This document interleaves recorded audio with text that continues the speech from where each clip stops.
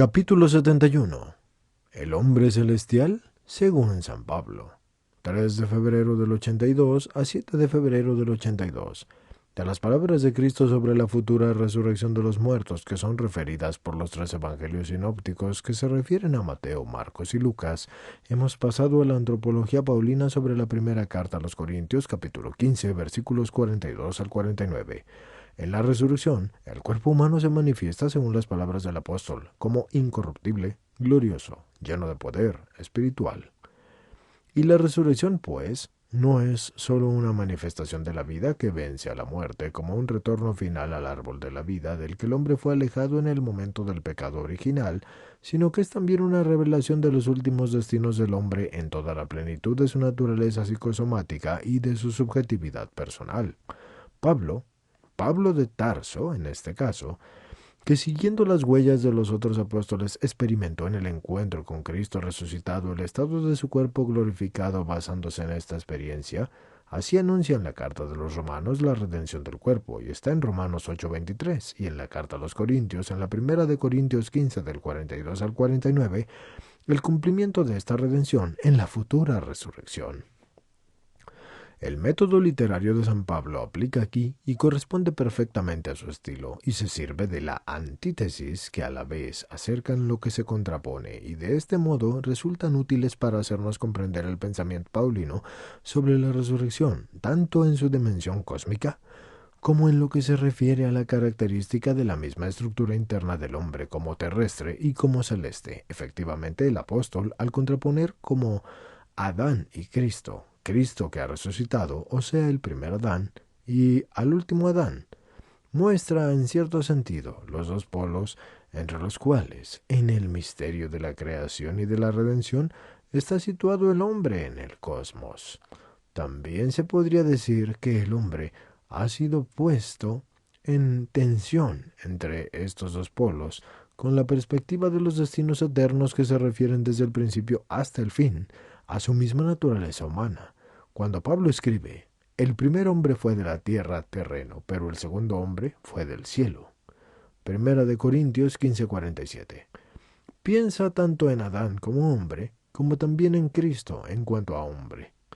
Entre estos dos polos, entre el primero y el último, Adán se desarrolla así el proceso que él expresa con las siguientes palabras. Como llevamos la imagen del hombre terreno, así llevamos también la imagen del hombre celestial. Primera de Corintios 15:49.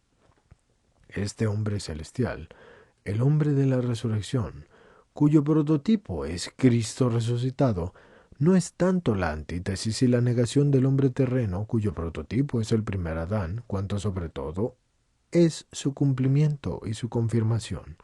Es el cumplimiento y la confirmación de lo que corresponde a la constitución psicosomática de la humanidad en el ámbito de los destinos eternos, y esto es en el pensamiento y en los designios de aquel que desde el principio creó al hombre a su imagen y semejanza.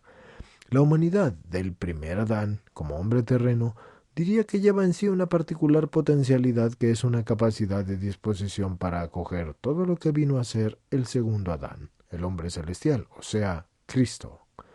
Lo que Él, es decir, Cristo, vino a hacer en su resurrección, esa humanidad de la que son partícipes todos los hombres como hijos del primer Adán, y que juntamente con la heredad del pecado, siendo carnal, es al mismo tiempo corruptible, y lleva en sí la potencialidad de la incorruptibilidad. Esa humanidad que en toda su constitución psicosomática se manifiesta como innoble, y sin embargo lleva en sí el deseo interior de la gloria, y esto es la tendencia y la capacidad de convertirse en gloriosa, a imagen de Cristo resucitado. Finalmente, la misma humanidad de la que el apóstol dice, conforme a la experiencia de todos los hombres, que es débil y que tiene cuerpo animal, lleva en sí la aspiración a convertirse en llena de poder y espiritual. Aquí hablamos de la naturaleza humana en su integridad, es decir, de la humanidad en su constitución psicosomática, y en cambio Pablo habla del cuerpo Sin embargo, podemos admitir, basándonos en el contexto inmediato y en el remoto, que para él se trata no solo del cuerpo, sino de todo el hombre en su corporeidad, y por lo tanto, también de su complejidad ontológica. De hecho, no hay duda alguna de que si precisamente en todo el mundo visible, es decir, el cosmos, ese único cuerpo que es el cuerpo humano lleva en sí la potencialidad de la resurrección, y esto es la aspiración a la capacidad de llegar a ser definitivamente incorruptible y glorioso y lleno de poder y espiritual. Esto ocurre porque, permaneciendo desde el principio en la unidad psicosomática del ser personal, puede tomar y reproducir en esta terrena imagen y semejanza de Dios también la imagen celeste del último Adán, que es Cristo. La antropología paulina sobre la resurrección es cósmica y a la vez es universal, y cada uno de los hombres lleva en sí la imagen de Adán, y cada uno está llamado también a llevar en sí la imagen de Cristo, la imagen del resucitado. Esta imagen es la realidad escatológica, porque San Pablo escribe llevaremos. Pero al mismo tiempo, esa imagen es ya, en cierto sentido, una realidad de este mundo, puesto que se ha revelado en él mediante la resurrección de Cristo. Es una realidad injertada en el hombre de este mundo, realidad que en él está madurando hacia el cumplimiento final. Todas las antítesis que se suceden en el texto de Pablo ayudan a construir un esbozo válido de la antropología sobre la resurrección. Este esbozo es a la vez más detallado que el que emerge del texto de los evangelios sinópticos correspondientes a Mateo, Marcos y Lucas. Mateo 22:30, Marcos 12:25 y Lucas 20 del 34 al 35, pero por otra parte es en cierto sentido más unilateral. Las palabras de Cristo referidas por los sinópticos abren ante nosotros la perspectiva de la perfección escatológica del cuerpo que está sometida plenamente a la profundidad divinizadora de la visión de Dios cara a cara, en la que hallará su fuente inagotable tanto la virginidad perenne que es unida al significado esponsalicio del cuerpo, como la intersubjetividad perenne de todos los hombres, que vendrán a ser como los varones y las mujeres partícipes de la resurrección.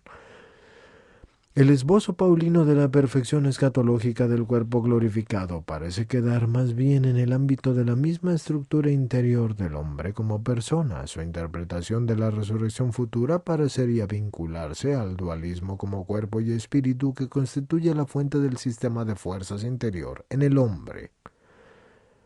Este sistema de fuerzas experimentará un cambio radical en la resurrección. Las palabras de Pablo que lo sugieren de un modo explícito no pueden, sin embargo, entenderse e interpretarse según el espíritu de la antropología dualística. Como trataremos de demostrar en la continuación de nuestro análisis, efectivamente nos convendrá dedicar todavía una reflexión a la antropología de la resurrección a la luz de la primera carta de los Corintios.